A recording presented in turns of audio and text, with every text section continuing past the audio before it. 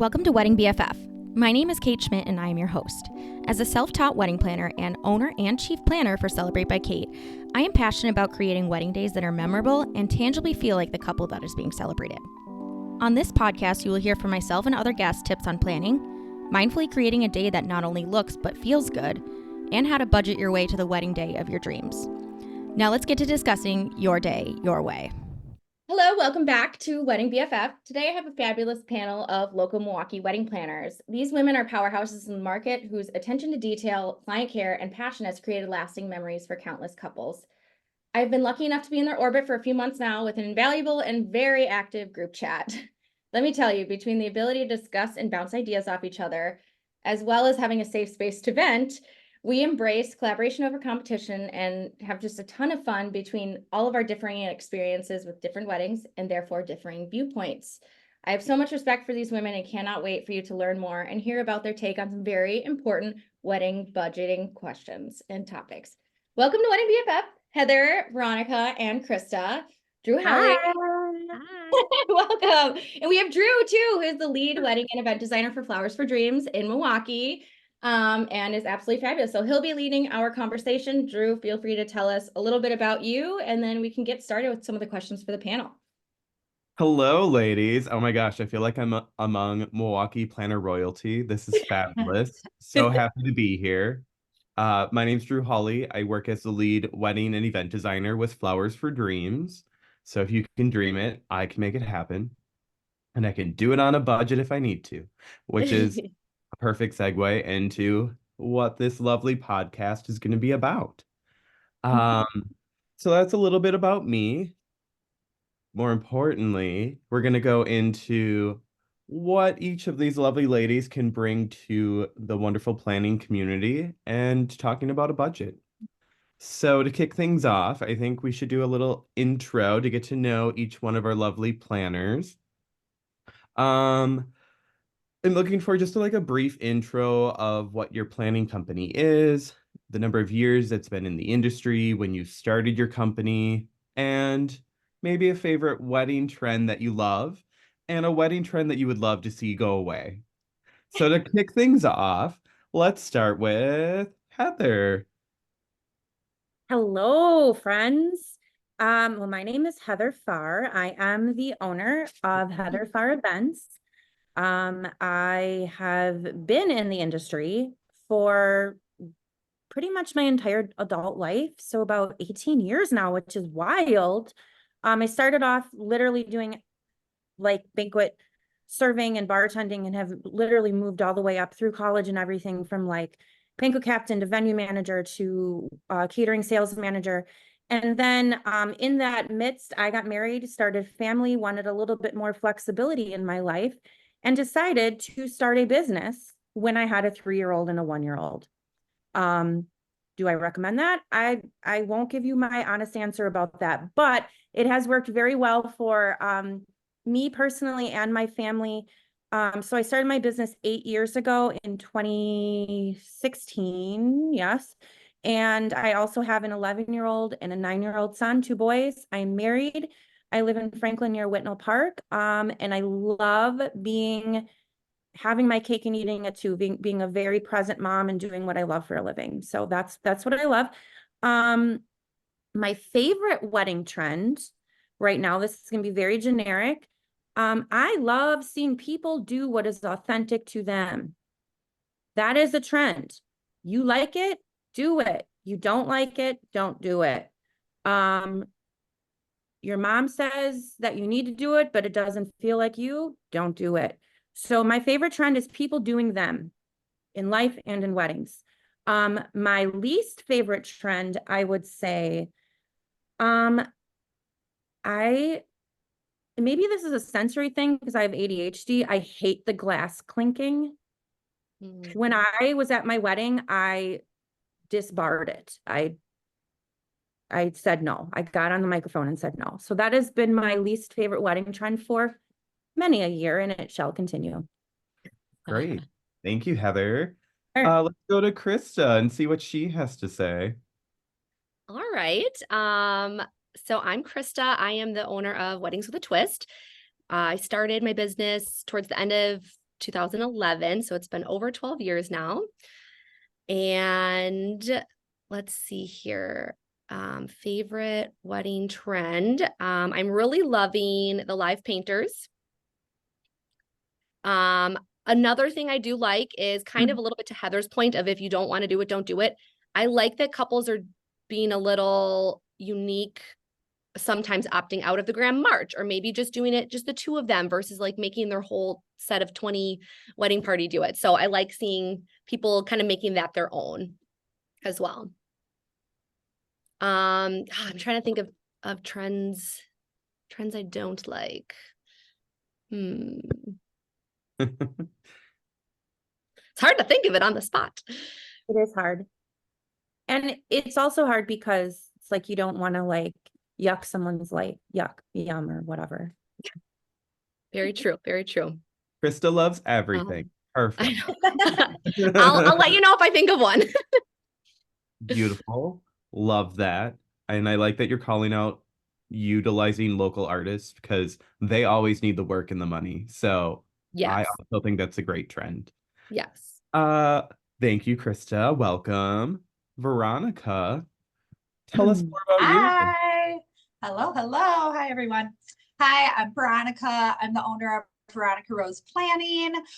So I've been in the service industry. When people ask like how long in the industry, I'm always like, what do you mean by that? But I've been in the service industry since my first job at 15 years old in the Dippin' Dots cart at Kittyland Amusement Park. And then kind of my trajectory from there was a ton of restaurant jobs. I went to culinary school, got into catering, and that gave me a beeline to wedding planning. So that's kind of that in a nutshell. There's a lot more that goes into it, but that's a tale for another time. I started this company 7 years ago with kind of an email and a dream. And then about these trends kind of threw me off with like the trend I'd like to go away, but I think I thought of a good one. So a trend I'd like to see go away are those late night sparklers. I feel like there's a lot more safer. Let's stop giving pyrotechnics to drunk people, and easier to capture fun things. I don't know if you guys have seen those like white like paper streamer things that you kind of throw, and it's like eco-conscious. We love eco-conscious at Veronica Rose, and just like easier to capture. It's not like you got 60 seconds to get the shot. And then my favorite trend these days are those personal notes as escort cards. I just love them. I've seen them a few times, and I know it's like a really tough thing to execute, but when it's done, everybody loves them and they're so sweet. Even for like, I got one when I was a guest at a wedding and I was the guest of my partner. So that her friends took the time to write me something just meant so much. So that's my spiel. Oh my gosh, I love this. How adorable. Welcome, Veronica. Thank you. Last but not least, and always the great Kait. Thanks, Drew. Okay, so I am Kait Schmidt. I am the founder and chief planner at Celebrait by Kait. I've been in the industry almost as long as I've had my company. So I started my career with Marriott right as I graduated college, learned a lot there, and started Celebrait by Kait a year after I graduated. So that was in 2019. We're celebrating 5 years coming up, which I'm excited about. Favorite wedding trend right now is color, which also like colorful florals, like not being afraid of those. We've seen a lot of white and greenery, like a lot. So kind of my favorite and least favorite kind of go together because I would prefer that we have a little more color. The white and the greenery is always going to be in style. Like it's going to age really well. Like I know my pink and turquoise florals are not going to age well. I'm getting married. However, that's my prerogative. So that's kind of how I feel about the trends. Outside of that, yeah, getting married in May. So excited about that. And we have a 14-year-old Shih Tzu named Lexi. Oh, cute. I love this. One of my favorite trends actually is similar to Kait's. Let's get weird and creative with color palettes. I know people want to have a classic wedding all the time, but if you have a favorite color or there's like favorite colors in your home that you use, bring that to your wedding. Like make it personal, make it fun, make it beautiful, and make it you. which I feel like all of you kind of touched upon. So I think that's really cute that us as a collective have a very similar take on favorite trends. Well, I'm Yeah. sure we could talk all day about trends and things that we love and things that we don't, but we do have an agenda and we have, a certain point that we're trying to get across in this podcast. So thank you for the intros. Loved that. Um, First question that I have, why did you start your business and what is your favorite part of being a wedding planner? I can go again quickly. So I started my business because I was in that key wedding demographic. Truthfully, I thought I was going to wait until I was like 30, married, making, six figures at a corporate job. And then that would be a good time to start it. Well, then everyone started getting married and I went along with it. But my favorite part is just, it's a privilege. I think all of these people here can agree that it's a privilege to be a part of a special day. It's a privilege as day of coordinators, as wedding planners, to be fully trusted with making everything, sometimes years of planning come into place. So the joy that comes from that, you can't really touch it doing anything else, in my role, at least. I can go next. Well, I started my business when I was a planner for a well-established caterer in the area. And I left again because I had already found my passion in doing this for a living. But I wanted to have the opportunity to be more creative and to jump outside of just the catering box and to really serve my clients in all the other ways too. And then as my life evolved and I got married and had kids and then another kid, I just realized I wanted more control over my life and I wanted to be able to be the mom that was able to go on field trips and then take a Zoom call with a client later in the night and just have my cake and eat it too, literally and figuratively. And I love the opportunity to be self-employed, choose my own destiny, and to just be authentically myself with my clients and not do or say or represent myself in a way that's not authentic to who I am. And that has been by far the most fulfilling journey for me, is just being me and creating a team of women that are them. And we're a little weird and that's fine. And be you. All right, I can go. So I don't know, I've wanted to be a wedding planner since I was like a teenager. I'm guessing it was probably after watching The Wedding Planner. And I love planning, I love design, I love helping people. So it's kind of just like the perfect field for me to be in. I didn't really come from I have a background in the service industry, like in restaurants and stuff, but I didn't really start in another part of the wedding industry. I just kind of knew I wanted to do this. And I just kind of went for it and started my business. I also think I've always just had a little bit of that entrepreneurial spirit. And one of the reasons I really wanted to have my own business, kind of like what Heather was saying, is just having that freedom and flexibility. I was pretty young when I started, but I knew I wanted a family someday. And I'm grateful that I do have my own business, so I can have that flexibility of still, having that family time and all of that. So favorite part of being a planner, I think I just love, seeing the couples and their families on the day, just how much fun they're having, just knowing that they're not stressing about everything. I love just seeing, how happy they are together, all the fun things they're doing. And when they can say like, wow, this went amazing. And they have no idea all the behind the scenes things that went on or that were handled. And that's why we do this. And same thing, I don't want the moms to have to be running around doing things. I want everybody should be able to enjoy the day. And I think that's so great to see that when that happens and just how happy they are and how grateful they are, because that's why we do this. We're there to help them and help the day go smoothly. Mm-hmm. Awesome. That's awesome, Krista. So I'll talk a little bit to this. So I was like thinking of this, I'll tell a quick story. So I was working for a catering company here in Milwaukee, and I had been feeling like Krista, that entrepreneurial pull, that like I just wanted to like be creative my own way, on my own terms, in my own time. I didn't want to have to like answer to anyone. I'm not great with authority. So it was like, how could I do this? How is something that like, it just seemed like you know, just like whatever. So that was just pulling at me. And I was working in catering and doing all these weddings, all these awesome Milwaukee venues. And I was working for a really great catering company with really awesome couples, like great couples. I always say like real couples with real budgets. That's who I want to work with. And they were just like awesome people. And then I just kept seeing this over and over again. And there's just like one instance in particular. I was at South Shore, and y'all know I love South Shore. And as I'm like thinking about this, like maybe this is like why I'm always like called to South Shore. But it was like end of the night, you know, 11 o'clock, 11:30, music's off, lights are coming up, and I'm part of the catering crew. So I'm just there to like wait until the end and pull the linen and get out of there. So then I like look and I see all these bridesmaids with their heels in one hand, and they were gathering mason jars. Remember mason jars?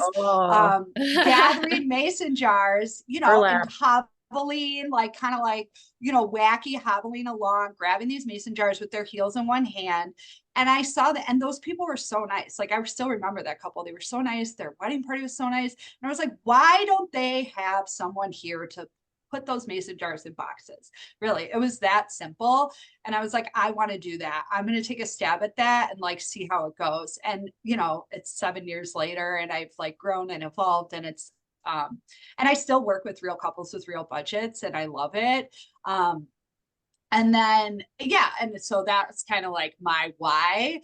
And then one of my favorite parts, there's a lot. I mean, I really live the dream, but one of my favorite parts of being a wedding planner is I just love how we get to be like adopted family members for like these two families every weekend. It's like at the end of the day, I'm like hugging dad, and I'm like giving mom a big kiss on the cheek, and she's like, you know, scrounging my hair because like I did so good or whatever it is.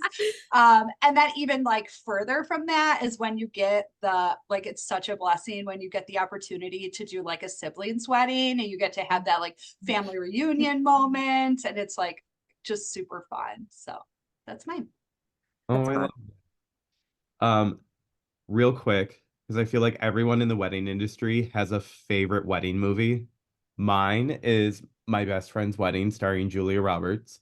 Does anyone else have a favorite? Mine is Father of the Bride. Part 1, part 2. I'm here for Frank all the way. I really love The Wedding Singer. Ooh, That's a good one. With Adam Sandler and Drew Barrymore. It's so cute. It's a little quirky. I love it. I love The Wedding Planner because I like, so my brother and I are 7 years apart. So I was mom's best friend for like the first 7 years. And so I was 5 years old watching that, and I'm convinced that's part of the reason. Like it was like subconsciously manifested that I was going to be Jennifer Lopez. And well, we're cute outfits, but otherwise, yeah. Hazel made that look real good. She did. Yep. I really like 27 Dresses with Katherine Heigl. Such a cute one. Oh my gosh. That's like a guilty pleasure for me, for sure. Does Bridesmaids count as a wedding movie? Oh yeah. I love that movie. I haven't seen that in forever. Now I want to go watch all these movies. I'm sorry, I'm talking. I got really excited. We should get together and oh my watch God. that. Yes. Oh my God. I probably Another own time. all these. Oh my God. So fun. Movie night definitely happening. If anyone listening to the podcast is like, if you need a recommendation, let us know. So I love that all of you are in a group chat together, because oftentimes in the wedding industry, we think of everything as being competitive and a competition, when I feel like Milwaukee has created this more sense of community, even if you are in the same part of the industry. And I love that Milwaukee is bolstering community versus competition. And I think the four of you embody that beautifully, and leads into this next question in the best way possible. So I told the $500 Facebook group for a day of coordinator has been discussed amongst you guys a few times.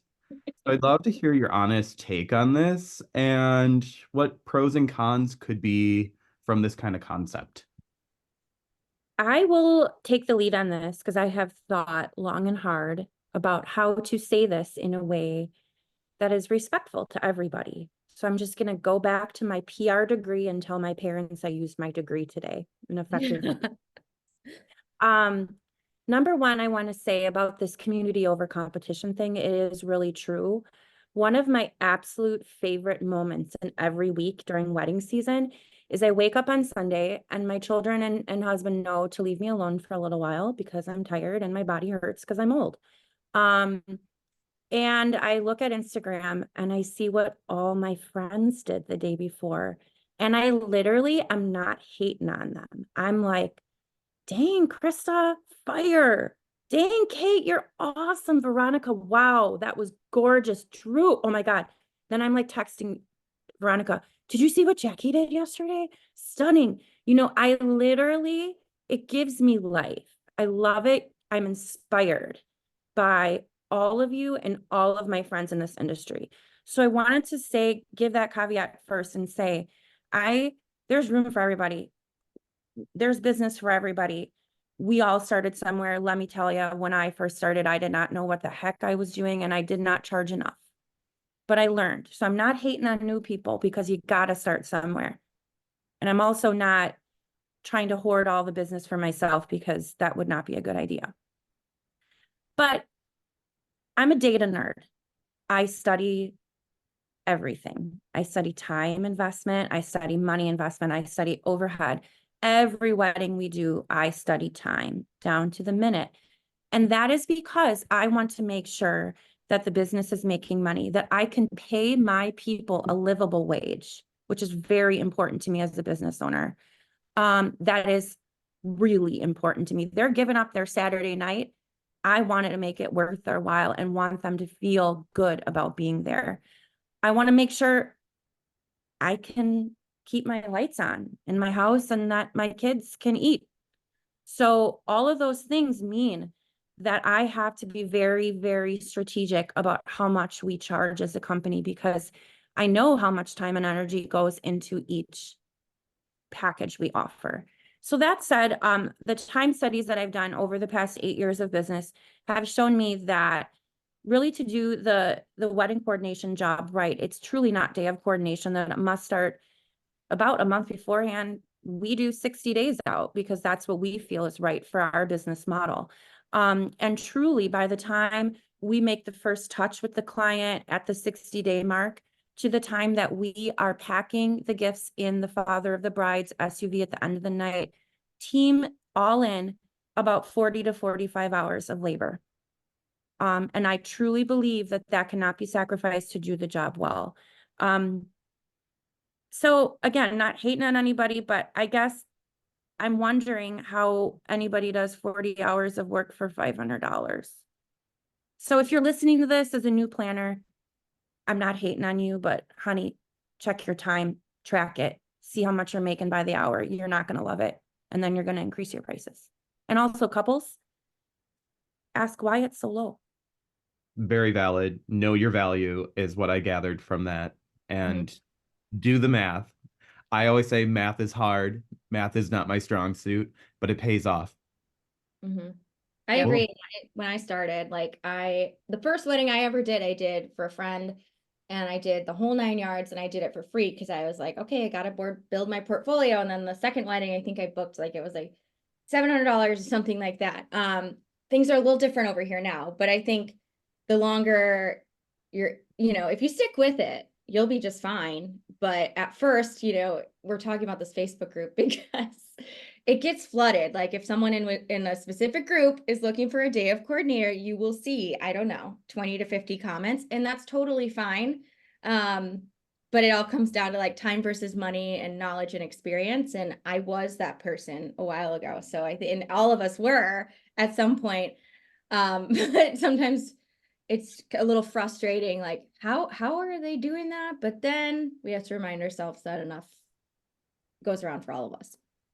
Yeah. And I think one thing to note is for couples who are searching for a planner and they might be comparing prices and see that some people are only charging $500 for what the rest of us charge probably like 4 times as much for, first of all, part of that is just the experience that we can offer for how many weddings we've done. But also, most of us have teams that we're paying. We have a lot more overheads than, when I was first starting, I didn't have very many overheads either. But now, we have a lot of systems and processes and programs and stuff that we use to get the job done. And that all costs money too, not to mention advertising. So that's all factored in too. It's not like we could just get to keep all that money for ourselves. We're paying. I wish. Paying for expenses and we're paying for our team. So that's why you might look at it and say, well, how come that's more than this person? I mean, everybody's running their business how they need to. So everyone has to charge what makes sense for their business. Well said, everybody. I think that was great because we talk in the industry about not leaving anything on someone else's plate. And an experienced planner is going to clean their own plate, and they're probably going to help somebody else clean their plate as well. So I think that was wonderful. Anybody else have anything to say? I have one little thing I wanted to say. We have all learned from making mistakes. There have been so many times to this day, I drive home from working a wedding and I'm like, I did not charge enough for that. I did not charge enough for that. I am constantly learning and constantly growing. My team members, they submit Google Forms with things like, do you feel like we charged, did you get your what kick today? What could have made it better? I do not know everything. I am figuring this out as we go, in every wedding, I'm looking back and reassessing. So again, we are not hating on people. I made plenty of mistakes where I made $5 an hour and was mad about it. But let me tell you, I learned from it. And if you don't charge enough, you're going to get burned out. If a planner charges enough, even if it's a hard day, they're going to feel over and over inherently more energized because we want to we're doing this for a reason. We love you, but we also need to make a wage. Yes. Okay, that's all. Burn out. When you don't charge enough, you'll get burned out. Speaking of getting burned out, and maybe that leads into like an empty purse or wallet, let's talk about wedding budgets. Many well-known wedding publications say that your average wedding in Milwaukee is around $30,000. Do we feel that's an accurate number? Do we feel there's a more accurate number? And what do you think a budget should look like for a traditional wedding that happens in Milwaukee? Thanks for the question. I'm going to kick it off here. So honestly, it's really hard to say. I obviously have a better idea about what wedding budgets look like based on the couples I'm working with than the average person, the average couple, but that's only a very small section of the weddings that are happening in Milwaukee and Wisconsin and America and the world. It's just like my little teeny blip that I'm so grateful for, but it is just a little teeny blip. So I try not to share information that is misleading because back to our question we just answered, not a fan of misleading information out there.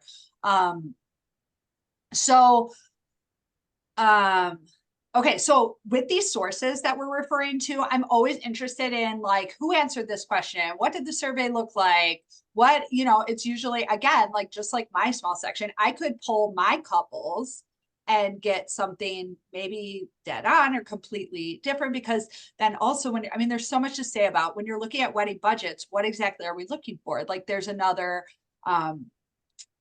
prevalent Milwaukee publication here that does some budgets, and they don't include things like honeymoon or rehearsal dinner or whatever. You can pick a dozen other line items. Even like when you're looking at wedding budgets, it's like maybe you're buying stuff you don't think to throw it on the spreadsheet, you know what I mean, or tell your planner to throw it on the spreadsheet. You're just kind of buying and doing it, and at a certain point you get the efforts and you just kind of say, well, what's another $500? That's just the wedding planning in general. That's just kind of like what it is. And all of that to say, like, I will say, if you have the money for a wedding, you will spend it. It just is what it is. You're going to find a way to spend it. So budgets are it's just one of those things. And I know the other gals will have a ton of like really good information to say on it. So all that to say, you know, weddings that I'm involved in that are around that 150 guest count, which I know we'll talk more about guest count and how important and impactful that is, but that 150-ish guest count, traditional venue, traditional vendors, are running around 40 to 60K and up, like, and up. Like I said, there is no ceiling, unfortunately. You know, if you want to spend it, you will find a way to spend it. But yeah, I think that's more realistic as opposed to that 30K. Yeah. Can you have a wedding for 30K? Yeah. But we're also going to get into things, you know, all these different factors like expectations that you find on social media and, you know, maybe from outside sources, you know, family and just things that I'm sure we will talk about at length here when we talk about budgets. But I just want to really hammer home that none of these numbers are real or accurate. Even mine are not real or accurate because the data that we're looking at is so unreliable. So that's that on that. And Yeah, if you I think extra money, spend it on floral. yeah. I think something Or to a live consider. painter. Oh, yes. Something to consider when looking at online for average budgets. First of all, what is the date on the article you're looking at? Because we are going to get more into this, but costs change year to year. So did a Google search the other day and something came up from 2016 and it's like, well, that's not accurate in today's world. The other thing to think about is, like Veronica mentioned, who did they gather this information from? You're looking at a wide range of people from maybe 10 guests at their wedding to 200 guests at their wedding. These might be people who are having a really simple potluck in their backyard. You might be looking at people who have relatives who are providing services, like maybe their uncle's a DJ or their aunt is a baker or a florist. So that might be like a line item 0 in their budget because they're getting it as a gift. So you can't compare your budget to that because unless you are getting a gift like that. But so it varies so much. And so I feel like that's kind of what might be skewing some of these numbers in our opinion, you know, that is too low for the average person. And again, there's all different people with all different budgets.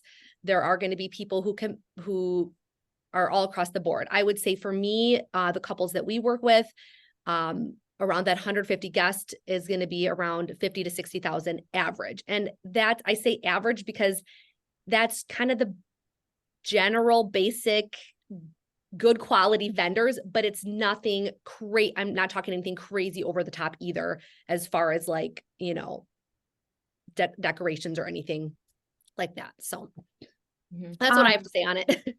Yeah, I'm an analogy person because planning a wedding, I think when you've never done it before, is very intimidating. I just renovated my business. When contractors asked me how much do you want to spend, I was like, we don't even know how to answer your question because we don't know how much this costs. And it's really hard. So it's like you try to arm yourself with information, but then I feel so much empathy for these couples because they're trying to get educated, but the information that's out there is not really accurate. And Krista, you're right, because it doesn't tell a true story. It's kind of like asking somebody like, oh, 10 people in a room, you went out to dinner on Saturday night. What did you spend? And it's like, well, this person went to Applebee's. This person went to a taco truck. This person went to a corner bar where they have good burgers. This person went to Lake Park Bistro. This person went to a supper club. They're all different experiences. So they're all going to cost different. So it's hard to say.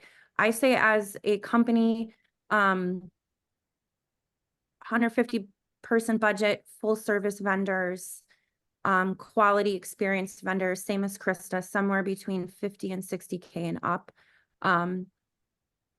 including our fees. I want to say that. That's really important, including our fees. We will get you there, including us. And we'll get you there with how you can save money, but that's for later. And you can also listen to my corny jokes for free along the way. Priceless. Those are priceless. Yeah. Amazing. That's fantastic. So you guys kind of dove into like a few different areas. I think an important one to talk about though is how wedding prices have changed since COVID. And more specifically, we should really dive into where we see them going the next couple of years because 2021, 2022, and 2023, we in the industry were still like recovering from COVID and getting all of those COVID clients finished up. So pricing has changed drastically in the last 3 years for sure. But what does pricing look like now? And where do we think it's going to go?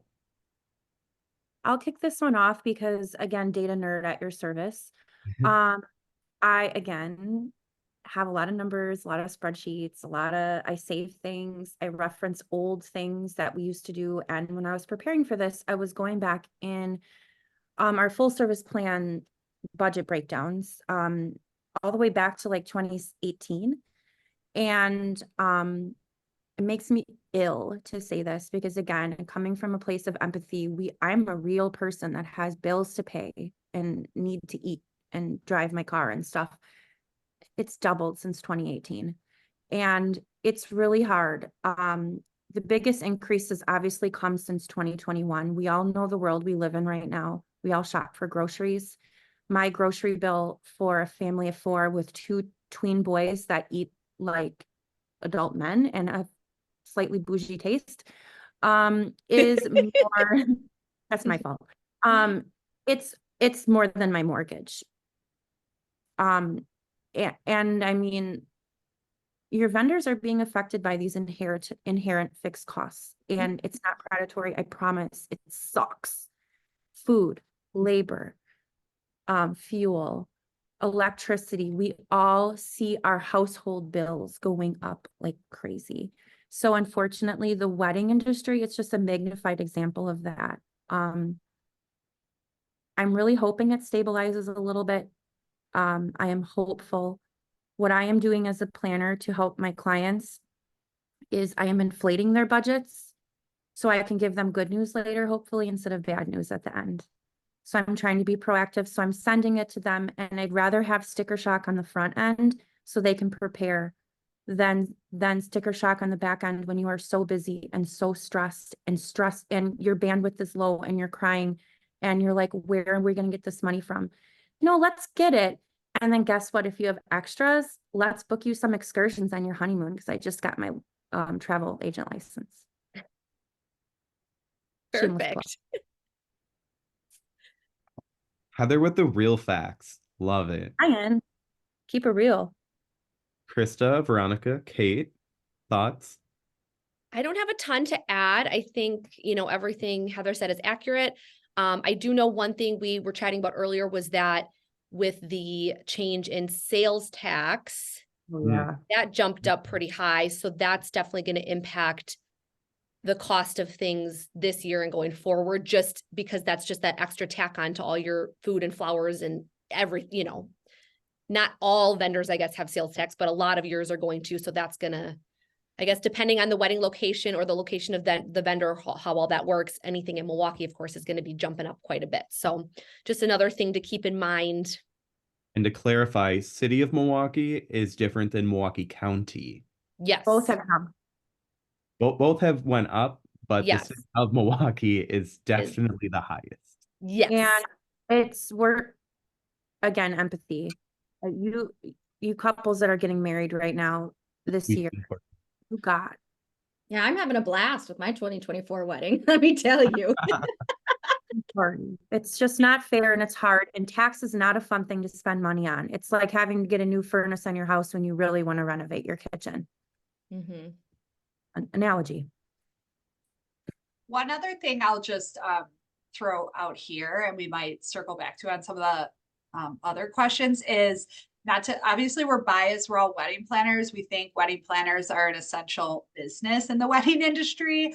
But one thing that a wedding planner could really help you understand are some of these costs that you might not know right off the bat, or it might not be just natural when it comes to taxes, like was already said, and definitely fees. And that's something that I've seen kind of an evolution from throughout the years. you know, some caterers do it by the package, some caterers do it line item. What is a venue fee? What does that even mean? And your wedding planner can explain these fees from an unbiased, as an unbiased source, rather than just, not to throw caterers under the bus, but that is like your biggest line item usually. Yeah. And it's like the best example to use of these fees. Not that the fees aren't, you know, necessary, but your wedding planner can present it into a way, if you have a good wedding planner who understands it and can be very straightforward and transparent about the fees, whereas a caterer is coming at it with their biased approach of, you know, just kind of softening the blow for you in a different way, rather than, at least us, like me, I'm very straightforward. And I'm going to tell you what a venue fee is, what I really feel about it, which is a tale for another time. And, you know, and like, and just so you can think about these things when you're like, oh, well, I looked at this caterer site and they said that the food package is $42 a head. Why is it coming in at $108 a head? And we can kind of break that down for you in a really real way. Yeah. So bring your own lunch. Got it. Vendor meals, that's another one. Just kidding. Yeah. No, my Bring your cousin's own. sub the other day cost $11. Yeah. $11 for my club sub from Cousins. So just, you know, I was like, okay, I understand the catering budgets. I got it. We're just gonna edit out Cousins. Sorry. Yeah. Oh, God. Sorry, Cousins, I love you. I still paid it. And I'll pay it. Let me tell you, I will DoorDash that sometimes. I'm like, this sub is $20 now, but it is worth it when you are at a wedding setup and you are dying of starvation. I think another important question to ask yourself when you're planning a wedding and a budget is, how many people are you inviting and how many of them do you need to feed? Which leads us into, what should your guest count look like and how does that impact the cost of a wedding? Guest count is huge. It's like the biggest thing to think about when you're figuring out your budget, because you have to feed all of these people. So, I mean, looking at the caterers we typically work with,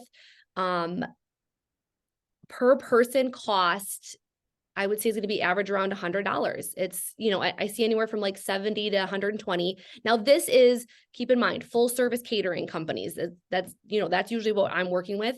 So they are providing, like, that's linens in China, and like, that's kind of all inclusive. So like Veronica mentioned, it might say it starts at 42, but this $100 per person average is like everything all in.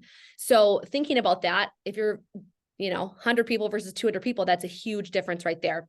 On top of that, if you're thinking about, which again, most of my couples want to host the bar, or at least some of it. So that could be a certain amount of hours. It could be just beer, wine, and soda. It could be complete open bar, but that is going to be anywhere from 30 to 50 on average per person. So adding those two together, that could easily be $150 per person. And then going a little bit beyond that, you know, you have other things, invitations, your centerpieces, or if you're doing any extra rentals such as linens or chairs, I mean, that's all going to add up as well. But I do think the food and beverage amount alone can be such a crazy difference based on guest count. So, I mean, that is something to just think about, you know, who do you really want or need there? I mean, especially since COVID, those first few years, there were a lot more intimate weddings, 20 people, 50 people, even 75 people. And I loved it. I think it's so great. You actually, you know, I mean, I know some people don't have that option and they want a huge wedding. That's great. But if that's something that you're okay with cutting down on, it can save you money. And I think intimate weddings are awesome. You get a chance to actually talk to all the guests. Micro weddings, love them. Yes, love it. Me too. I think you hit the nail on the head with that one, honestly. It's Okay. just, Yeah. it's just the The economic. number one driving factor in your budget is guest count. Mhm. Yep. It's Mic drop. people say, how can I make my budget? How can I save money? Invite less people. That's Absolutely. the number one biggest way. There's little ways that you can save, like do something off season, do something on a Friday. But if you are dead set on a Saturday in September, sorry, it kind of is what it is, you know? And let me tell you, as somebody that has been married for 14 years, I didn't need all those people at my wedding. There's people in my wedding pictures, I don't know who they are because they were plus ones of people and they're no longer dating and I'm married to someone. Like, I didn't need to do that. Mm-hmm. Don't need to do that if you don't want to. One thing I'll say as we're throwing out these budget, what we're seeing, like what a real budget looks like, you know, if you take that $150 150 person guest count and that $60,000 budget, that comes out to $400. And I would say every butt is then costing you $400. And I promise you, they're not throwing $400 in that envelope, in that card box. But, you know, so when you're thinking about, you know, who is really going on that guest list, like you can have that in your mind to be as intentional as possible. I've always heard I'm sure we've all heard that, like, if you wouldn't invite them to your house on a Tuesday night, why are you inviting them to your wedding? Or if you haven't talked to them in a year, like whatever threshold you're going to put on it, and, you know, and how you can justify those decisions to maybe outside chirpers that you might have is, yeah, every person is coming out at that like $300 to $500 per person. That's what I'm paying. So any wedding guests listening right now, you better be bringing right. a $400 check. Yeah. Wait, that's how old am I? You better be Yeah. bringing a $400 gift card to someplace. Right. No more bottle of wine on the table. And if you're bringing a bottle of wine, please stop by your local wine store and purchase a gift. No more Boone's Farm. Okay, thanks. Who's bringing Boone's Farm to a wedding, dude? Listen, I grew up in the country. I went to a lot of weddings. Okay. So does Yellowtail. Yeah, So I think moving on to a next question that's very important. One, whenever you get a document from a vendor, please read it. Don't just skim it. Yes. Look at the pictures. Please read it because there's a lot of detail that gets put into there, which will eliminate your 16 emails with questions, but also it'll give you better questions to ask your vendors back, which leads us to this question of what are some commonly misunderstood things about wedding budget line items? Yeah, one of those things, I think most of us here, when we have full service clients, we're helping them run numbers and understand and piece together that budget, and estimating and then changing that estimate every few months because sometimes life happens and things change. But the biggest thing I'm noticing, and I come from a hotel background, so service charge was king. Like we weren't charging a ton for you to rent a meeting room. Where we were making some of our money and accordingly paying our staff was with the service charge. Milwaukee County, I would say, I used to say 20 to 24%. Now I say like 22 to 24%. Quite honestly, that's one area that I see going up in probably the next year or two. That's on top of, you know, if we're talking just that's a food and beverage cost. Because it's really nice when you can have those Butler Pass apps. And I've heard different things about where that money actually goes. And I think we have some catering perspective on this podcast today that can tell me where it goes. I've heard different things. If you have an entree that is $100, okay, then you're adding 24% to that. Okay, we're at $124. Then in the city of Milwaukee, current taxes for everything is 7.9%. For food, it's 8.4%. This used to be like what, 6%, ladies, I think? 0.1. Yeah, a very, very large increase. So I did the math, like that one entree is costing you $134.41. So no, it's not 100 times 200 guests. It's $134.41 times 200 guests.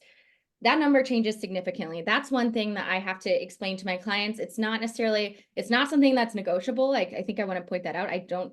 I've never even tried to negotiate that. I don't know if any of you have, but it's just like how they do their business and have their pricing. Same. They require a lot of bodies to be there. That's one thing I think people don't realize. A ceremony fee is another thing. I've seen those range on the cheap end at $500 to I've seen $1,500. I don't know if you guys have, I mean, I think it gets higher too. Looking at those little pieces and how they all come together, even with your photographer, if you're booking, I always recommend booking 10 hours with your photographer. I think that's usually a safe amount. How much more is it if your package only has 8 hours? Is it $350 an hour? It's all about how all of the dice fall and how they come together. So I'm sure everyone else has, you know, some different opinions and on those things that are commonly misunderstood. I think service charge, because that is one of your biggest costs for your wedding day, is very confusing, but it's not going anywhere. Yeah, and I love that you brought up ceremony fee, because this is something that I think people are like, well, why are they charging $500? They're just setting up some chairs. And I get it. That's what it looks like on the surface. It looks like you're just setting up that on the surface. However, what needs to happen is, if you're doing a ceremony in the same place as the reception, the whole vendor team needs to arrive and do all of their loud work before your ceremony, which means they need to open the doors to the venue early, which means the lights are going to be on longer, which means that their staff, they have to pay their staff longer. Because during your wedding ceremony, no work can occur, because that is the most important part of the day. It is sacred.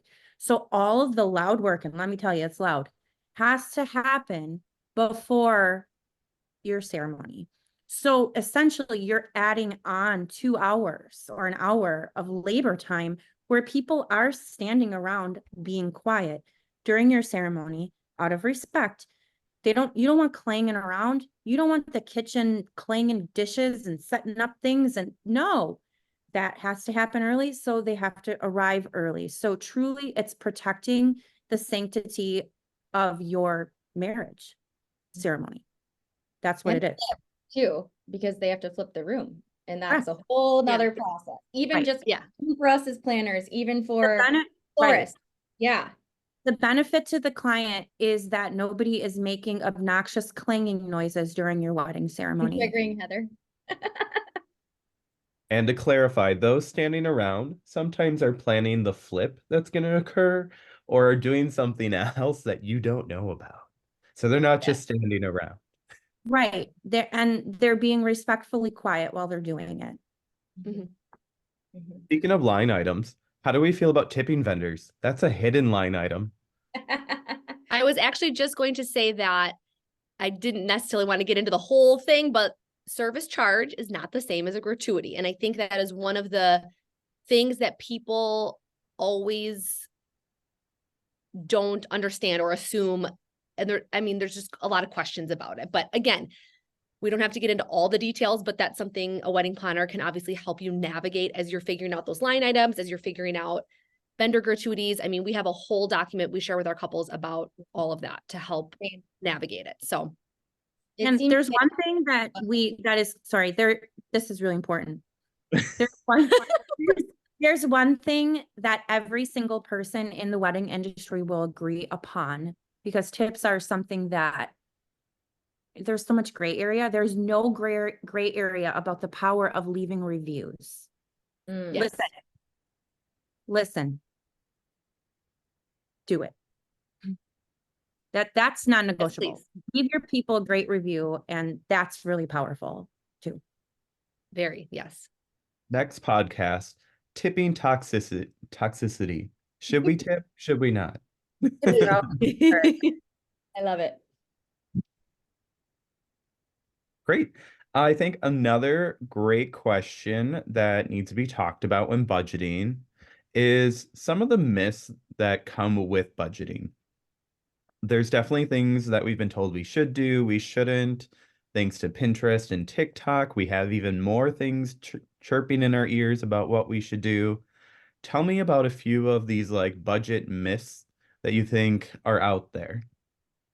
I think a big one that I hear a lot is that people want to do a tented wedding to save money, because it sounds like a good idea, but let me tell you, you are building a venue from scratch. You have grass and that's it.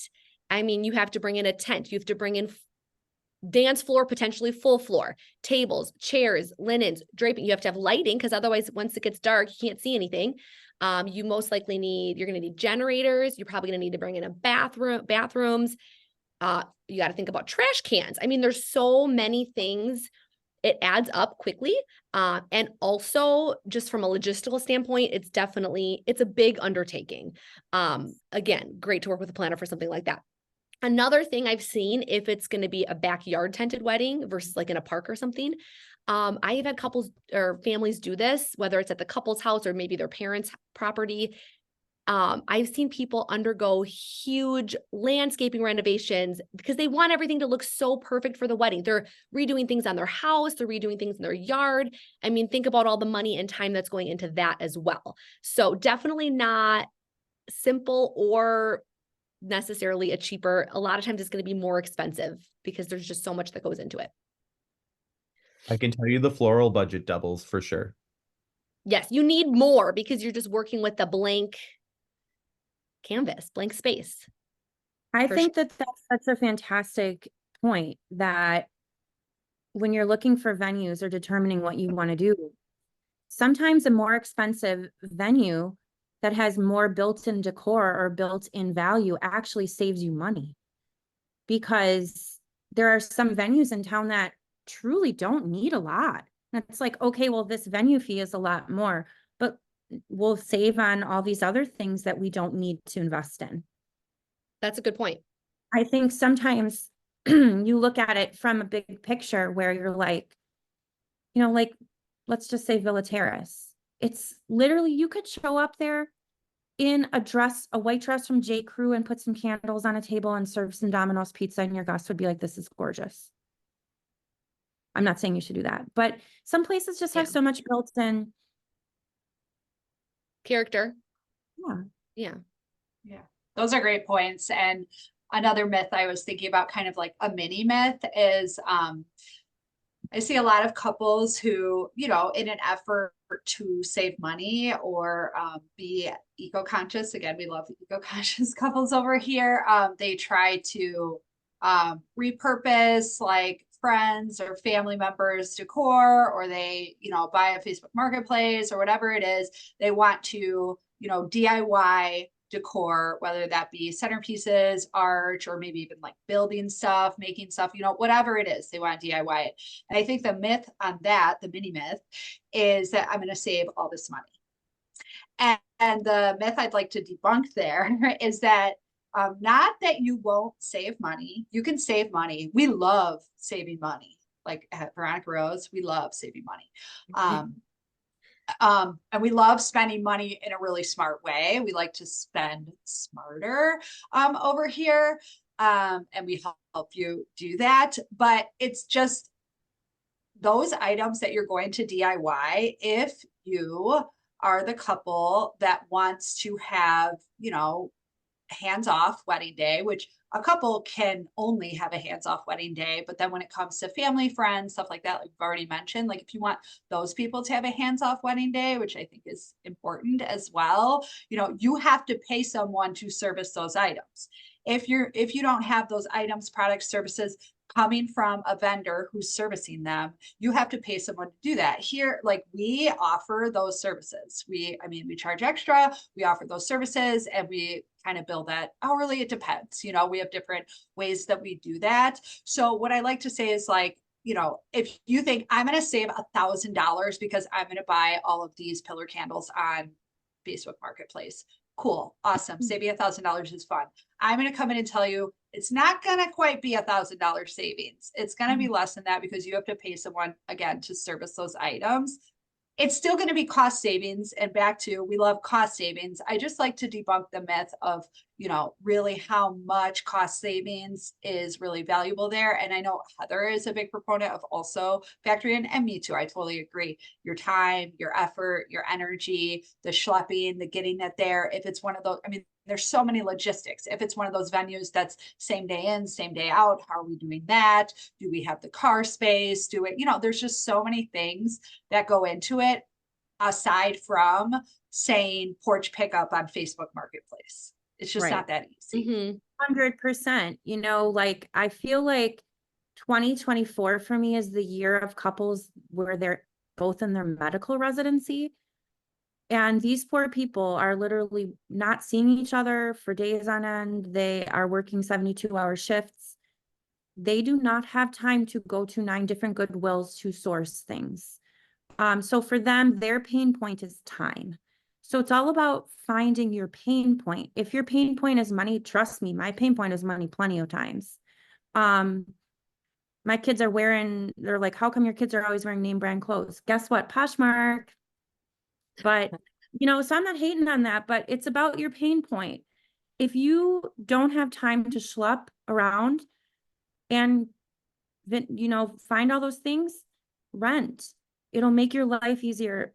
If you live across the country and you have to get all this stuff to Milwaukee, that's going to be hard for you and difficult, and maybe it's not worth it. So it's all about, like Veronica said, assessing your situation and what that pain point is. And if you can absorb those logistics in your life and in your wedding weekend, great.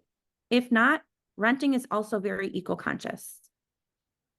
Yes. Ooh, good point to end on. I love that.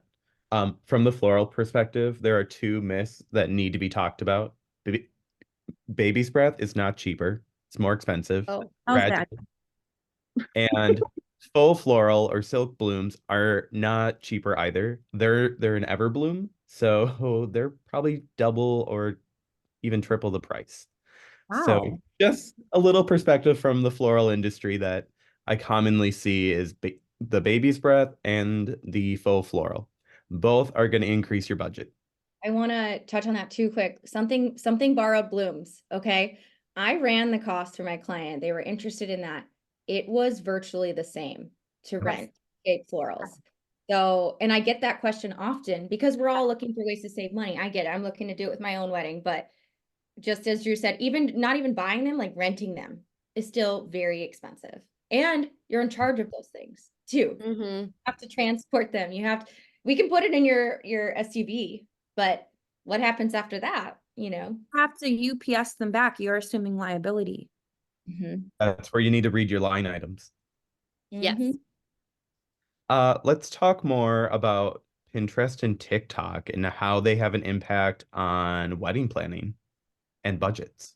Well, I'll take this one. I'm very passionate about it. Everything will Heather does, she's passionate about. Not Anyone everything. listening, Heather brings the passion. Not everything. I'm not passionate about making dinner that my kids don't like. But I am passionate about serving my couples and giving them good information. So, and I am passionate about chatting with my friends about it. I will preface this by saying that I am not TikTok's ideal market. I'm more mature than TikTok's ideal market in chronological age, not emotional. But so I don't get on TikTok a whole lot. I probably need to get somebody Gen Z on my team to really help me with it. I'm a little bit of that geriatric millennial thing where I'm intimidated by it. So, but I will say that I'm finding there's a lot of good information on there, but there's also a lot of misinformation on there and things that are frankly bad ideas. I would encourage you to click on the person's profile and see what their credentials are. If they don't work in the wedding industry, they might not know what they're talking about. And I'm not saying layman people outside of our industry don't have good, savvy ideas. They totally do. But before you invest in one of these ideas and commit to it, run it by one of your wedding pros and be like, hey, do you think that this is a good idea? Or are there logistical nightmares that I haven't considered? Or is this ultimately going to cost me more money in the long run? So that's one thing I'd like to say. There are some really good accounts out there with really good information. They're doing good work, but there's also some people that are spreading some very poor ideas. That's Heather with the older perspective. That's old lady perspective. Oh, sorry, Pinterest. Can I say something real quick? I should have a shirt that says Pinterest is a liar. Because I truly believe Pinterest, it's a great place to get ideas. However, I don't want everybody to think that that's what everybody is doing in life. These are all luxury weddings on Pinterest. The average person doesn't have a luxury wedding that is $100K budget in Milwaukee. So just keep that in mind and use it as a place to get ideas, but don't use it as a place to get stuck on what you think you need to do to be cool or normal. Yeah. That was a good point. Kait, I believe you're from the younger side of things. What is your take on Baby TikTok sexy. dress? So it's funny, I'm almost like an anti-millennial that way. I don't really, I think it's also because like of this knowledge that Heather is sharing, it's just not realistic. Like, let's go to Costco and build our bouquets. Like, if again, I think all of us here can agree, if that's what you want to do it. Just be aware of the time it's going to take and the energy. I really don't care how it's made as long as it happens, right? But for me, I don't know. I think Instagram lies too. Green wedding shoes, those weddings are, those are over $100,000, I would say. I think you just have to be really cautious of what you're consuming. And what the best advice I ever received from a wedding planner who is in Kansas City was choose your 3 top vendors, like the 3 priorities. If your DJ's not one of those people, like it'll fall into place, whoever you choose eventually. You trust that. For me, it was photographer. That was like the number one thing for me because photos last forever. But some people are like, I don't even like getting my picture taken. That's fine. Going back to all of this, choose those 3 priorities. Know to take everything with like probably a grain of salt and a shot of tequila, because most of it's not accurate. And I don't really use it like a lot of people do. I think the labor is what you have to think about, and what you're asking yourself and your family members and your significant other to invest their time to make these things happen. So I don't have a good answer to that, because I actually tune out most of it, because by the time I post about my business, and I think these ladies can agree, I'm exhausted. I'll doom scroll, I'll do that for a while, but just know like what you're really looking for. You can find a wedding professional who can tell you what it takes to do that financially, maybe even with your time. I don't subscribe to much of any of the social media stuff, because it's very misleading, and you can have a beautiful wedding and you can spend what makes sense to you, and you could not take out a second mortgage on your house to have a wedding, so I don't have a good answer to that, but I just think there's a lot of things that are misleading, and because we all want to see the pretty things. I want to see the green wedding shoes wedding. I want to see the one who just got married, like India's richest man. Yeah, His daughter just got married. Where Rihanna was performing Rihanna was or there. something. Yeah. We know that's excessive, but I mean, I would invest in Rihanna if I could afford her. I love her. I love her. I have one quick thought to add. We keep talking about, this, time or money. You're either going to save time, you're going to save money. You have to figure out what your pain point is. But I have an additional thought to throw out there. What about the stress? Because I think that's one thing that makes me want to deter a lot of the DIY projects. I mean, again, everybody, you do you. And if you love it and you're good at it, do it. But I just feel like at some point it might blow up in your face, might cause you just way more stress than you need. And let's be honest, you're already having a lot of stress planning your wedding while working, going to school, raising a family, whatever else you have going on in your life. The wedding planning is often stressful enough. So why add on all these extra stressors? That's why I'm always a big component in saying, like, hire a professional vendor that will literally just handle all the details, that you don't even have to think about it, stress about it. If something goes wrong, it's on them, it's on us. We're going to handle it. You're not even going to know. You're going to be off getting your makeup done, taking your pictures, saying your vows. You're not going to even have a clue something went wrong. Whereas I've seen it, I had this one wedding, somebody picked up the programs on the way to the ceremony that day because they were so last minute. I had to fold them. I wasn't planning on that, but that's just, I've had a friend was telling me at her brother's wedding, her mom got her hair and makeup all done beautiful in the morning. It was an outdoor wentage. She was running around schlepping, doing all the things, and was a sweaty mess by the end and like ruined it all. And she was the mother, so there's just so many things to think about. And I think, do you want to add that extra potential stress to your plate? I think that I have one other thing you sparked in my head that I think is really important. Back to data nerd again over here. The average marrying age is going up. And, you'll hear a lot from people's parents. And my parents better not say this considering what I do, but in my day, no one got wedding planners. Yeah, well, in your day, everybody went straight from their parents' home to getting married, and they all got married at 20 when they didn't have a lot of other things in their life going on. My life was very simple at 20. if I were planning a wedding right now with a full-blown career, I own a house, I have kids, and a lot of couples are doing that. I don't have we'd be going to the courthouse, which there's nothing wrong with that. But I think, nowadays couples are getting closer to 30 of the average marital age, and they have full-blown careers, really demanding lives. They're in graduate school too with a full-blown career. They're standing up in 7 other weddings. The bandwidth. It's not the same world that your parents got married in. So remember that it's different now. You have a lot more on your plate than the other generations have while you're doing this. Not to mention weddings are a lot more involved these days than they were back then. Great, because people are expressing their personalities, and it's not just like, well, these are the 3 cakes you can choose from. No, you do you. Yeah. Yep. There are some really good points that lead to many other points like option anxiety. And what would you do if you were to get married? Every wedding professional's favorite question. My answer is elope. That's my answer too. If I ever had to do it again. I am already married, but that's us in the industry because we have a wedding like almost every week of our lives. You have a wedding once.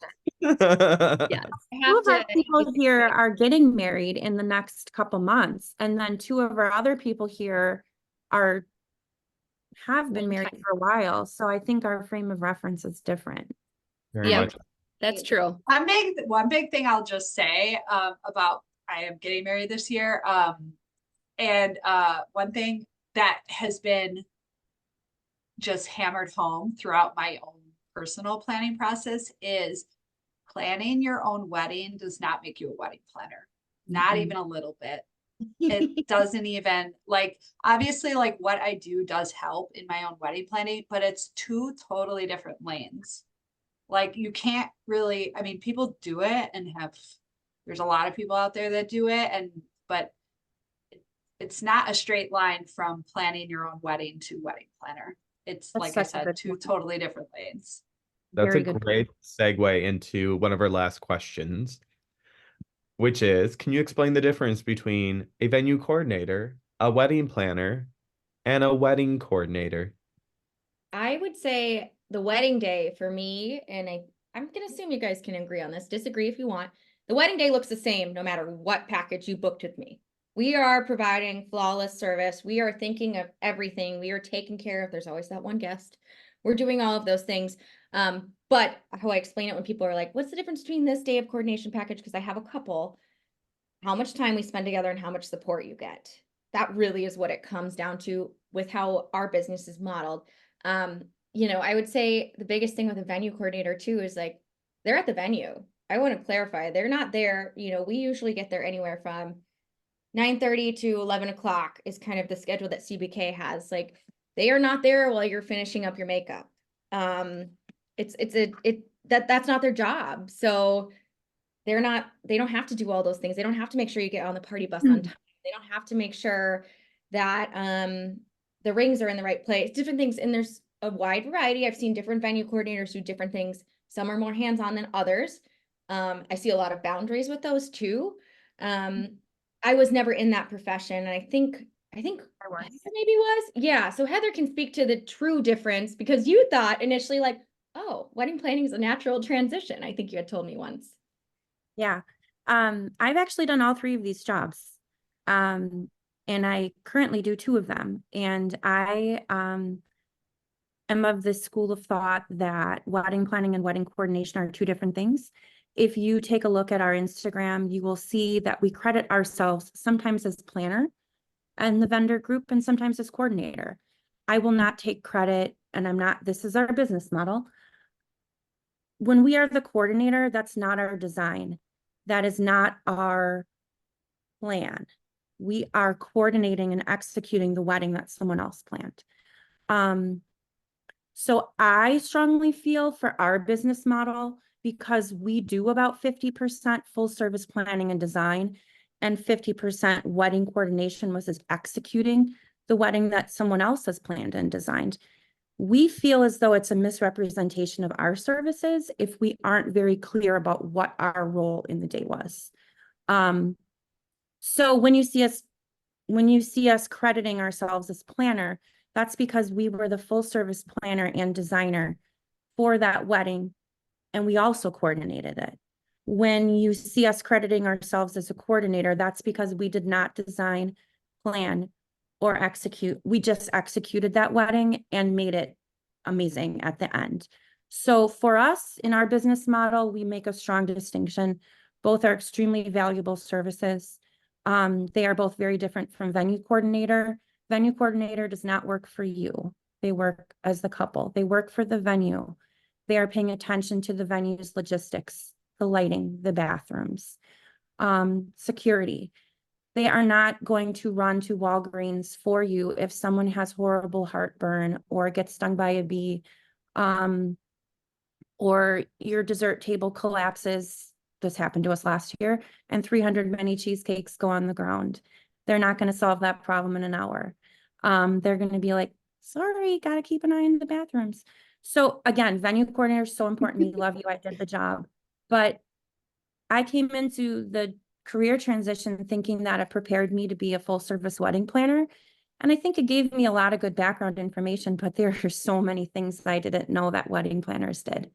So our business model, we definitely separate the two services because we feel as though that they are two different things.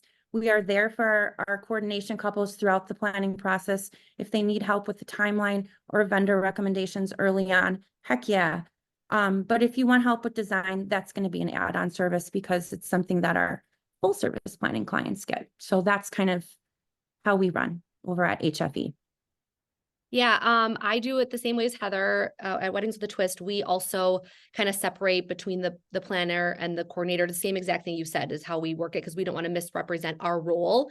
And even in talking to vendors that I'm working with that day, I feel like it's nice. They might know if I was or wasn't a part of the whole process or not. Because sometimes some things do slip through the cracks, or I wasn't made aware of something, and it's like I wasn't there for that part of it. So. And then just one more thing to add about the venue coordinator, I agree with everything Heather said, but a lot of couples ask this question when they're trying to decide if they need a wedding planner / coordinator, if there's already a venue coordinator, because they're trying to figure out like, well, some of the things sound the same that you do. And some of the things we work with so many different venue coordinators. Some of them are very hands-on and they do end up doing some of the things that we typically do because a lot of times there isn't a planner on site. So they do sometimes things overlap. We've worked with others where they're not really there to do all that stuff. They're kind of like, hey, we're here to like run the building and open the door and turn on the lights, and we'll be in the office if you need us. So it varies. But I think I always tell couples, like, we work together as a team, no matter what level they're at. And it doesn't hurt to have extra hands on the team because day of, when something goes wrong, we're all going to jump in and do things. And it just doesn't hurt to have more people. And we're always really respectful of their role at the venue. But we can focus on you guys and your details. And we usually know the couple really well in and out and like what their priorities are. So we can focus on that.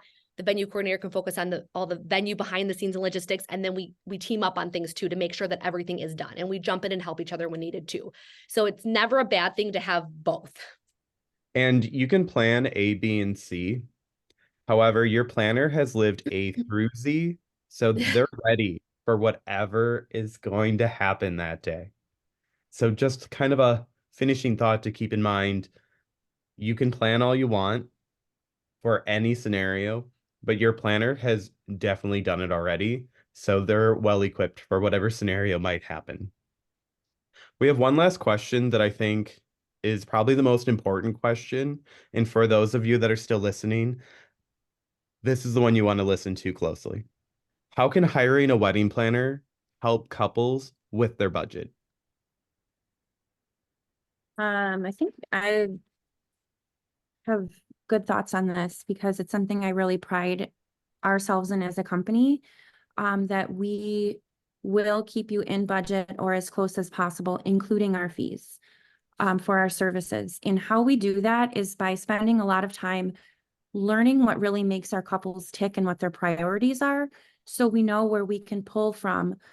We also spend a lot of time educating our clients on impact of certain things, like what's most impactful on your day and on the memories that you have for the rest of your life, and what where are places that you can pull from that are less impactful, that won't pull away from your priorities and who you are, but your guests won't really notice. And we also, we don't take kickbacks from anybody, but sometimes our preferred vendors will extend discounts to our clients, because they know that we will streamline the process in working with them, and they'll throw us a $500 discount. We can also make sure that we are reminding you of your why. I just had to tell a bride the other day, I love her. Honey, you told me in our first call, you don't care about the cake. Like, and then she's like, you're right, I don't. So like, we all get caught up in this. And if, like, you know, I don't want you to pull money from something that's more important to you because you got caught up in Pinterest and thought you needed something. So we're savvy with money, and we'll also kind of keep you politely in check, making sure that you're not doing impulsive things. Mhm. I always say I spend their money, you know, I act like it's my own money when I'm Mhm. putting these together too. And I know each of you does this when we're full service looking at vendor comparisons. I've done it for DJs and caterers recently. Heather, I know you did a DJ recently. Also adding in those line items, adding in like one I love to work with always has a 20% gratuity. That's great. But we need to know that because that adds up to a couple $100. Looking at what's included with DJs, it can be really confusing, how many uplights, different things like that. So looking at the value versus the service, and cheaper does not always mean better. And I think when we're able to, like, I know one of my couples, they really are just data driven and they love to see the spreadsheets. It helps them. Some other couples are more visual. So I do a little bit of a PowerPoint versus a spreadsheet, or I integrate the two. But it helps people like be like, oh, this is where this costs from, and this gets multiplied by this. And then you're taking the guesswork out of figuring out how much that's going to cost. And then you provide a comprehensive estimate, but it helps you make those decisions and make informed decisions. That's what I would say the difference is. When you're making informed decisions and you're spending your money, like Heather just said, reminding you of your priorities. I have someone who, you know, maybe doesn't feel so inclined to have a videographer. We can maybe look at some different smaller options, maybe perhaps a MyAd student or something like that who wants to build their portfolio and just get some video. There's a lot of ways to get really creative. That's how I look at it, and how you can use your network and who you know to kind of make that vision come to life. And we constantly are like, well, how did you like working with this person? So even our group chat itself, we're trying to find different ways to help our clients with this, because it is, you know, for a lot of people, it's an annual salary, what this one day costs. Yeah. So, yeah, that's a good point.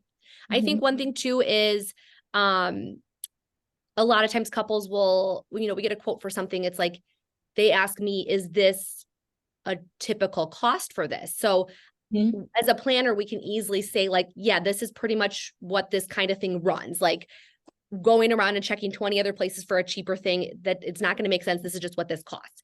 Or even saving the time in looking into something to begin with by saying like, okay, you want Chiavari chairs. Well, that's going to be, you know, $10 a chair plus, you know, shipping and delivery. Like, are you willing to pay that? And they're like, ooh, doing the math, I got 200 guests. No, I don't want to pay that.